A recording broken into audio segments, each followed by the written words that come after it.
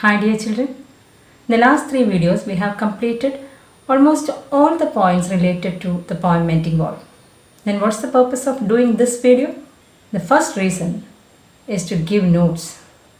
And again, in this video, I wish to satisfy those who want to get the meanings and explanations in their mother tongue.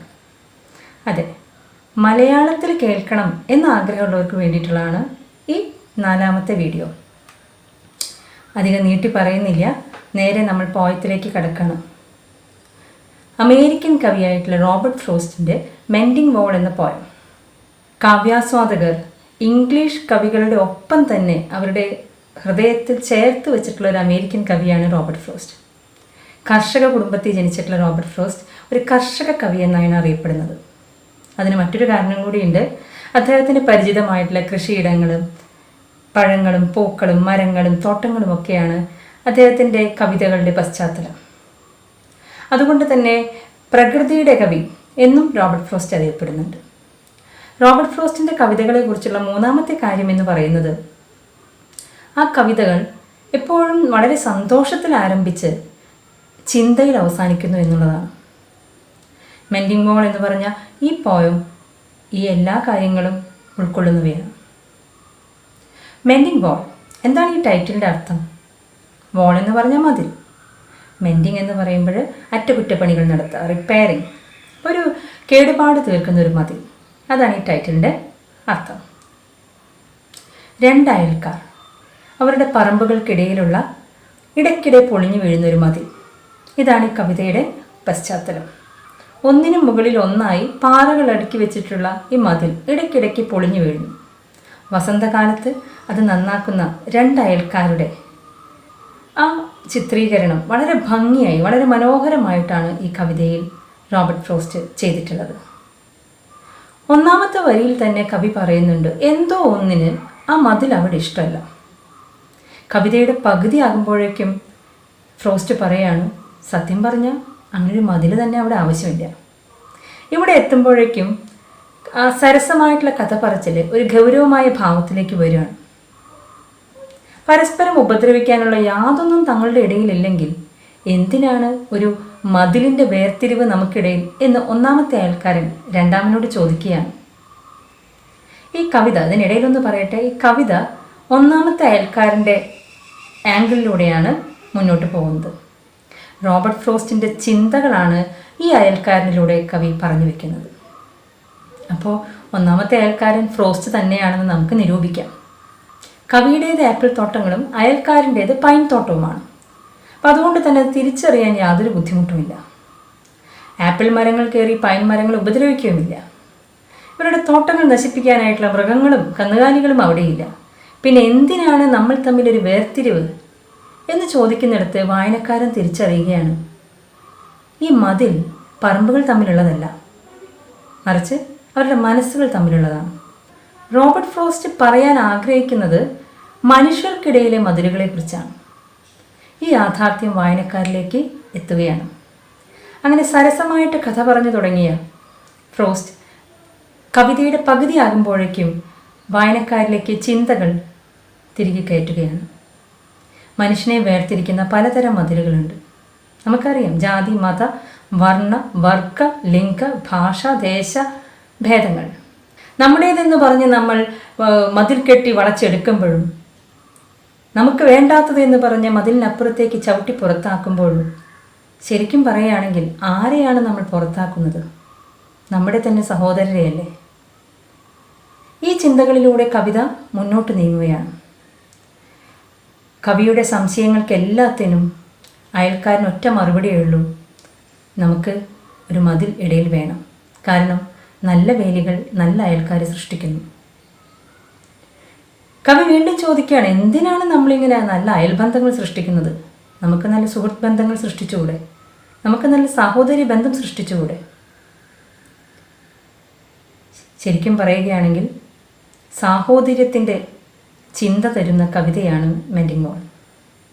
ഒപ്പം തന്നെ തൻ്റെ ആഗ്രഹം മതിൽ വേണ്ട എന്നാണെങ്കിലും അയൽക്കാരൻ്റെ ആഗ്രഹത്തിനനുസരിച്ച് മതിൽ പണിക്ക് നേതൃത്വം നൽകുന്ന കവി സഹിഷ്ണുതാ മനോഭാവം കൂടെ ഇതിൽ പ്രകടിപ്പിക്കുന്നുണ്ട്. അപ്പോൾ നമുക്ക് മെൻഡിങ് വോൾ എന്നത് സാഹോദര്യത്തിൻ്റെയും സഹിഷ്ണുതയുടെയും കവിതയാണെന്ന് പറയാം. ഒപ്പം തന്നെ രണ്ട് തരത്തിലുള്ള അയൽക്കാരെയും അതല്ലെങ്കിൽ രണ്ട് തരത്തിലുള്ള മനുഷ്യരെയും ഈ കവിതയിലൂടെ വരച്ച് കാണിക്കുന്നു. കവിയെപ്പോലെ പുരോഗമനപരമായി ചിന്തിക്കുന്ന ഒരു കൂട്ടം ആളുകൾ, വിശാല മനസ്കതയുള്ളവർ, പരസ്പരം പങ്കുവെക്കണമെന്ന് ആഗ്രഹിക്കുന്ന ചിന്തയുള്ളവർ. മറുവിഭാഗത്ത് ഭൂരിപക്ഷമായ പഴയ തലമുറയുടെ ആചാരങ്ങൾ പിന്തുടർന്നു പോകുന്ന, നല്ല വേലികൾ നല്ല അയൽബന്ധം സൃഷ്ടിക്കുമെന്ന ആ ഒരു ആചാരത്തിൽ മുറുകെ പിടിക്കുന്ന അയൽക്കാരൻ്റെ ചിന്തയുള്ളവർ. സുഹൃത്ത് ബന്ധങ്ങളേക്കാൾ സാഹോദര്യത്തേക്കാൾ കുറച്ച് അകലം തമ്മിൽ പാലിച്ചുകൊണ്ട് ബന്ധങ്ങൾ നിലനിർത്തണമെന്ന് ആഗ്രഹിക്കുന്നവർ. അവരെ നമുക്ക് കുറ്റം പറയാൻ പറ്റില്ല. കാരണം കുറച്ച് അകലം പാലിക്കുകയാണെങ്കിൽ നമുക്ക് ബന്ധങ്ങൾ വഷളാകാതെ സൂക്ഷിക്കാം. പക്ഷെ എങ്കിൽ പോലും കവിയുടെ മനോഭാവം നേരെ തിരിച്ചാണ്. വിശാല മനസ്ഥിതിയോടെ കവി ചിന്തിക്കുകയാണ്, നമുക്കുള്ളതെല്ലാം പരസ്പരം പങ്കുവയ്ക്കാം. നമ്മളെല്ലാവരും ഈ ഭൂമി മാതാവിൻ്റെ മക്കളാണ്, നമ്മളെല്ലാവരും സഹോദരരാണ്. ഈ ചിന്തയിൽ മുന്നേറിയാൽ ലോകം എത്ര സുന്ദരമാണ്. കവിക്ക് പലപ്പോഴും തൻ്റെ അയൽക്കാരൻ ഒരു ശിലായുഗത്തിൽ ജീവിക്കുന്നത് പോലെയാണ് തോന്നുന്നത്. കൈകളിൽ കല്ലുകളേന്തി നിൽക്കുന്ന അയാളെ കാണുമ്പോൾ ശിലായുഗ മനുഷ്യൻ എന്ന് കവി പറയുമ്പോൾ അത് അയാളുടെ പഴഞ്ചൻ ചിന്താഗതിയാണ് സൂചിപ്പിക്കുന്നത്. മരങ്ങൾക്കിടയിൽ ഇരുട്ടിലേക്ക് അയാൾ നടന്നു നീങ്ങുമ്പോൾ അയാളുടെ തന്നെ അജ്ഞതയുടെ ഇടുങ്ങിയ ചിന്താഗതിയുടെ ഇരുട്ടിലേക്കാണ് അയാൾ നീങ്ങുന്നതെന്ന് കവി പറയാതെ പറയുന്നു. എത്രയൊക്കെ കവി ചോദിച്ചിട്ടും തൻ്റെ കവിയുടെ അയൽക്കാരൻ പിതാവ് പറഞ്ഞു തന്ന ചിന്തയിൽ തന്നെ മുറുകെ പിടിക്കുകയാണ്. നല്ല വേലികൾ നല്ല അയൽക്കാരെ സൃഷ്ടിക്കുന്നു. വായനക്കാരൻ ഇത് ഏതാണ് ശരി എന്ന് തീരുമാനിക്കാൻ വിട്ടുകൊണ്ട് കവിത അവസാനിക്കുന്നു. ഇനി നമുക്ക് കവിതയിലേക്ക് പോകാം. മെൻഡിങ് വോളിൻ്റെ വരികൾ സ്ക്രീനിൽ കാണും. ആ വരികൾ ശ്രദ്ധിക്കുക. ആ വരികളുടെ അർത്ഥങ്ങൾ ടീച്ചർ ഇതിൽ പറഞ്ഞു തരും, അതും ശ്രദ്ധിക്കുക. അപ്പോൾ നമുക്ക് കൃത്യമായിട്ട് ഓരോ വരികളുടെയും മലയാളം വിശദീകരണങ്ങൾ ലഭിക്കും. ഈ അർത്ഥങ്ങൾ കണ്ടു കഴിഞ്ഞിട്ട് നമുക്ക് തിരിച്ചു വരാം. അതിനുശേഷം നമുക്ക് പ്രധാനപ്പെട്ട നോട്ട്സും പറയാനുണ്ട്. ഓക്കെ. അവിടെ എന്തോ ഒന്നിന് മതിലിഷ്ടമില്ല. അതാണ് മതിലിന് താഴെയുള്ള തണുത്തുറഞ്ഞ ഭൂമിയെ പുറത്തേക്ക് തള്ളുന്ന ഒരു പ്രതിഭാസം സൃഷ്ടിച്ചുകൊണ്ട് അത് മുകളിലുള്ള പാറകളെ തള്ളിത്താഴെയിട്ട് രണ്ടു പേർക്ക് സുഖമായി കടക്കാവുന്ന പഴുത് മതിലിലുണ്ടാക്കുന്നത്. നായാട്ടുകാരുടെ പണിയാണ് മറ്റൊരു കാരണം. ഞാൻ അവർക്ക് പിന്നാലെ വന്ന് ആ മതിൽ നന്നാക്കുന്നു. അല്ലെങ്കിൽ അവരുടെ കുരയ്ക്കുന്ന നായ്ക്കളെ സന്തോഷിപ്പിക്കാനായി അവർ മതിലിനടിയിലെ പഴുതുകൾ ഒളിസങ്കേതമാക്കിയ മുയലുകളെ അവിടെ നിന്ന് പുറത്തേക്ക് ചാടിക്കാനായുള്ള ശ്രമത്തിൽ ആ മതിലിൽ ഒരു കല്ല് പോലും ബാക്കി വയ്ക്കാതെ തട്ടിയിട്ടേനെ.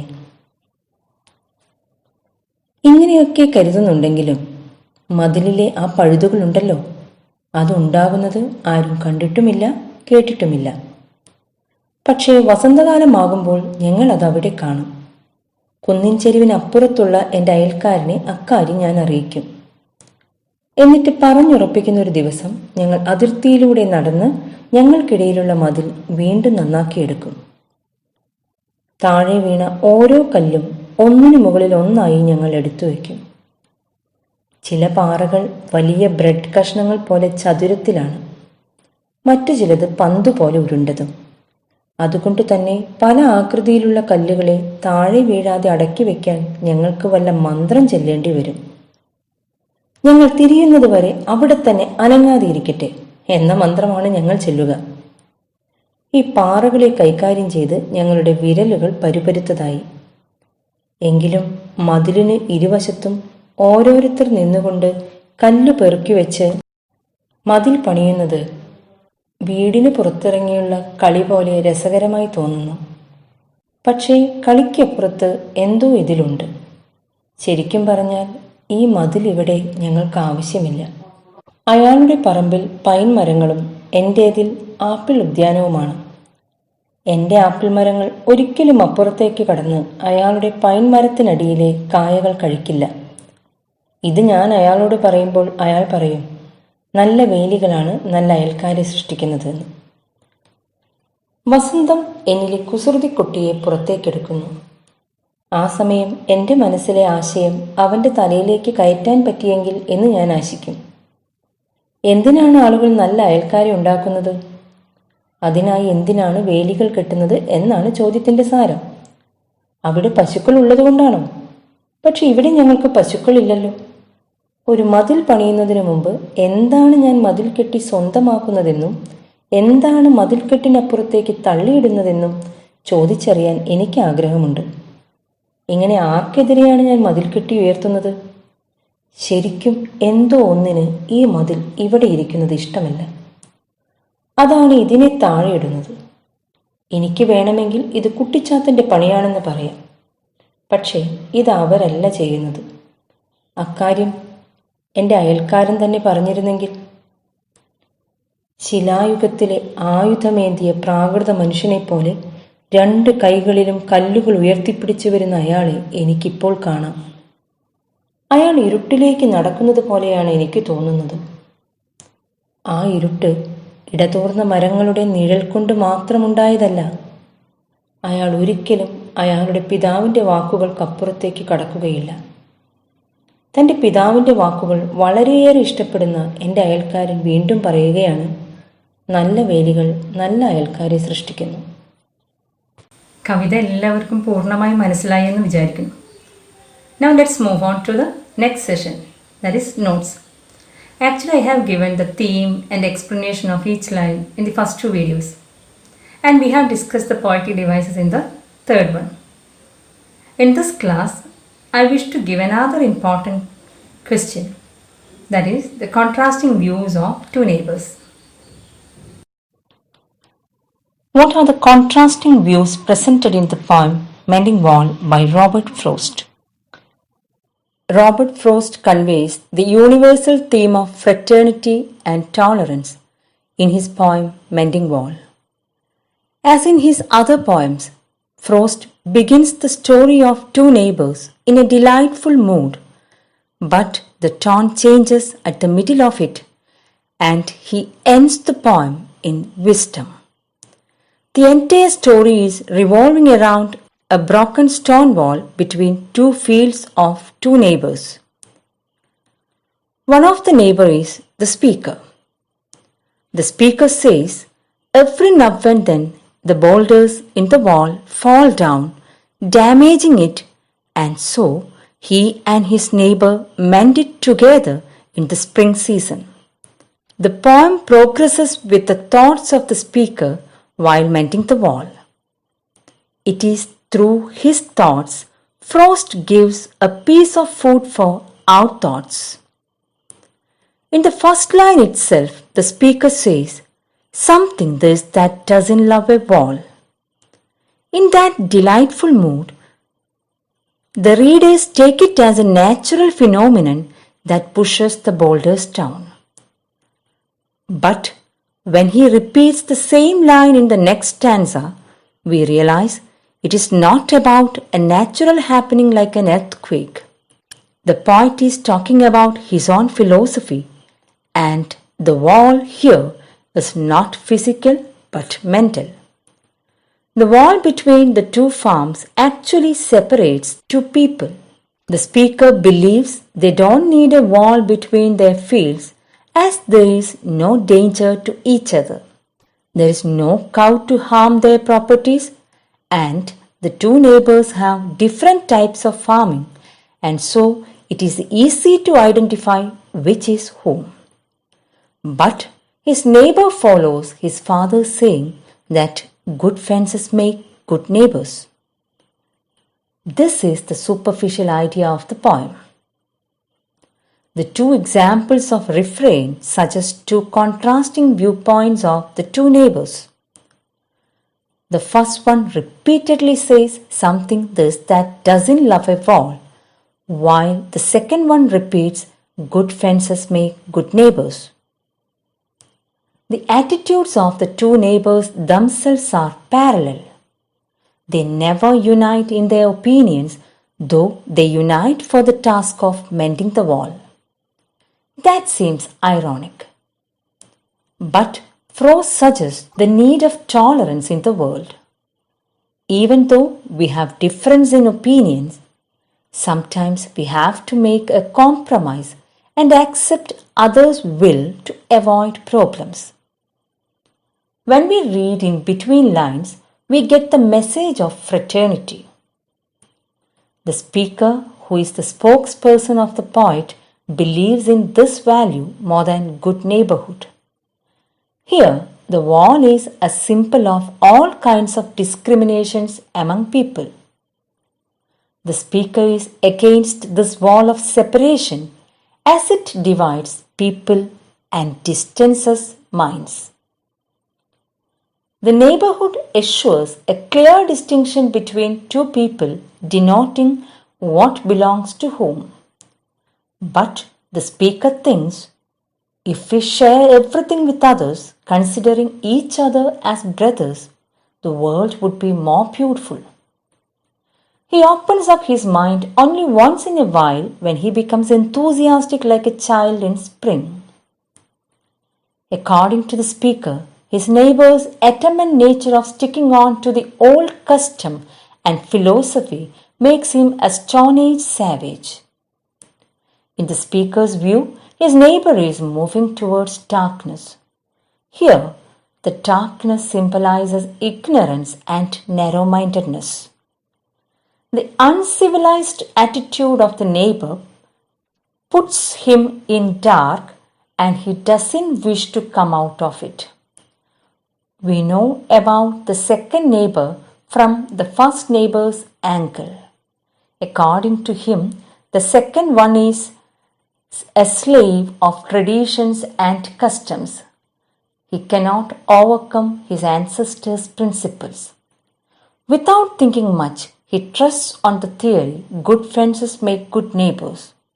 A good fence or a compound wall protects a land from enemies and prevents unnecessary encroachments. One can live peacefully without anxiety about the possessions inside his wall. He can enjoy privacy if there is a wall. So the wall is good to some extent, and the second neighbor is also good and wishes to avoid problems between neighbors. He wants to live a peaceful life without hurting anybody. He is also an obedient son who follows his father's instructions. But he never becomes broad-minded enough to learn the lessons of sharing. Thus, the two neighbors represent two schools of thought in this world. One believes in keeping distance to maintain good relationships, while the other one believes in brotherhood. Dear children, let me wind up today's class. Thank you.